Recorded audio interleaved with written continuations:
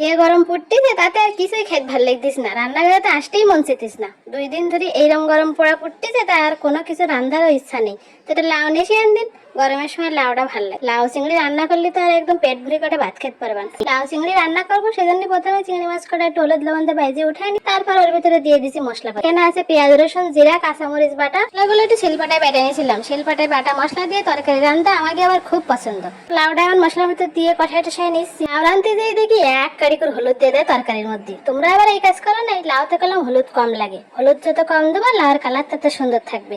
তা যাই হোক, আমি এখানে পরিমাণ মতো সবকিছু দিয়ে নিয়েছিলাম আর এখন ভালো করে কষাই নিয়েছি। লাউয়ের থেকে কিন্তু মেলা পানি বেরিয়েছে, তাতে আমার লাউ অর্ধেক সেদ্ধ হয়ে গেছে। এখন চিংড়ি মাছগুলো দিয়ে দিয়েছি, চিংড়ি মাছগুলো একটু ভেজে নিলাম না, কালারটা দিন সুন্দর আছে। চিংড়ি মাছগুলো দিয়ে আর একটু কষাই নিয়ে অল্প একটু পানি দিয়ে দেবো। লাউ কিন্তু প্রায় সেদ্ধ হয়ে গেছে, বেশি পানি দেওয়ার দরকার নেই। লাউ আবার বেশি সময় রান্না করলে টকটক হয়ে যায়। কিন্তু দেখো আমার রান্না কিন্তু প্রায় শেষ, এখন একটু লবণ টবণ চেক করে নিচ্ছি।